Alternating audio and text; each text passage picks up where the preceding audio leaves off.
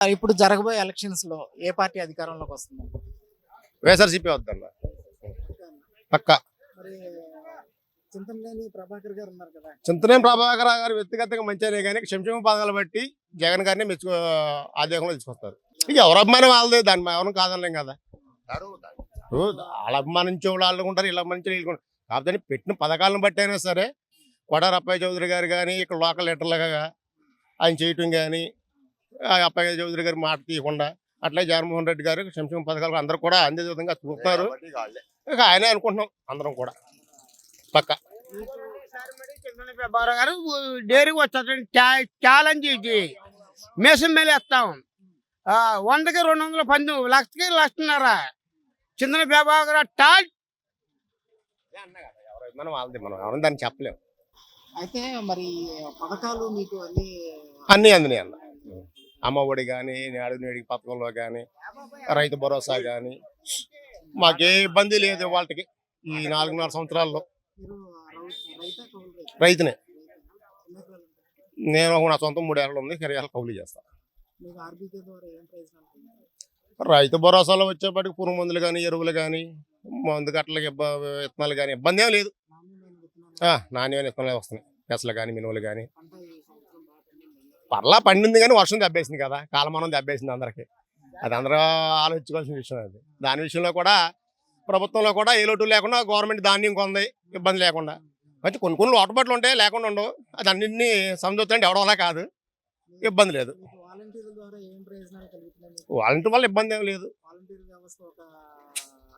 అన్న. చెప్పులు 100 మంది చెప్తారా, కాకపోతే వాలంటీర్ వల్ల ఉపయోగం ఉందే కానీ లేదని ఎవరు అనుకోరు. ఒక మాటలో చెప్పాలంటే ఇప్పుడు పెన్షన్ ఇస్తున్నారు, ఫస్ట్ తారీఖు తలుపు కూడా ఇస్తున్నారు వాళ్ళకి. అంతకుముందు కేసు అయితే వేయచ్చు, ఆయన అభిప్రాయం అది. ఆయనకేదో నష్టం జరిగింది అనుకోవచ్చు, కానీ నాకు తెలిసినంత వరకు వాలంటీర్ వల్ల ఎవరికి ఏ నష్టం అయితే జరగల. అది మన నియోజకవర్గం కాదు, మనకేం తెలుస్తుంది అన్న. అసలు మనకు సబ్జెక్ట్ మనకు అర్థం కాని సబ్జెక్ట్ అది. అక్కడ మన లోకల్ అయితే మనకు అంత అర్థం అవుద్ది. కానీ వైఎస్ఆర్సీపీలో ఎలాంటి అభివృద్ధి నోచుకోలేదు, పథకాలు ఇస్తే అభివృద్ధి కాదు అని చెప్పేసి అంటున్నారు. ఇప్పుడు పథకాలు ఇస్తే అభివృద్ధి కాదంటే ఏ పథకాలు ఇస్తే అభివృద్ధి కాలేదని? నాడు నేడు పథకంలోనా, లేకపోతే రైతు భరోసా విషయంలోనా, వాళ్ళు వాలంటీర్ వ్యవస్థలో తప్పు జరిగిందనా, లేకపోతే రోడ్లు బయటలోనా, పిల్లల భవిష్యత్తు విషయంలో తప్పు జరిగిందనా? పథకాలు ఇస్తే డెవలప్మెంట్ కాదట. పథకాలు ఇవ్వకపోతే డెవలప్మెంట్ అవుతుందంట. ఉద్యోగాలు రాలేదు, ఇండస్ట్రీస్ రాలేదు. నిన్న కాక మొన్న చంద్రబాబు నాయుడు గారు కూడా 1,70,000 ఓట్లు సచివాలయం ఉద్యోగాలు ఉన్నాయి, ఇంకా వాలంటీర్ వస్తుంది, అందుకే కదా తీసేసిందని చెప్పి ఆయన కదా అన్నది. ఇప్పుడు సింపుల్ గా చెప్తున్నా, ఈ శ్మశాన రోడ్డు మాకు తెలిసాక ఏనాడు కూడా మెట్రో రోడ్ ఇది. ఈ శ్మశాన రోడ్డు మాకు తెలిసాక ఈ శ్మశాన రోడ్డు ఇది మొత్తం శ్మశానమే. ఇవి నాకు తెలుసు కూడా, నాకు తెలిసిన 40 వచ్చేసింది. నాకు తెలిసిన కానుకోండి ఇది మెట్రో రోడ్డే. మరి మొన్న ఎమ్మెల్యే గారు వచ్చారు, చెప్పారు, ఇప్పుడు అంటే సిమెంట్ రోడ్ శాంక్షన్ చేశారు. సిమెంట్ రోడ్ వేస్తున్నారు దాన్ని. నాకు తెలిసిన కానీ మెట్రో రోడ్డే. సింపుల్ మీ ఉదాహరణకి ఇది ఎక్కడ దాకా ఎందుకు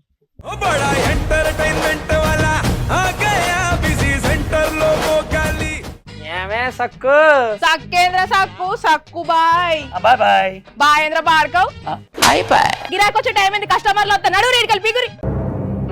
కస్టమర్లు వస్తున్నారు కదా, మాత్రం పొగరు ఉంటది. మరి తగ్గిచ్చేద్దాం పొగర్ని. డబ్బులు కట్టేస్తావేంటి కొంప తీసి? లేదు, కస్టమర్లు ఆపేద్దాం. పదా మరి మన బిజినెస్ స్టార్ట్ చేద్దాం.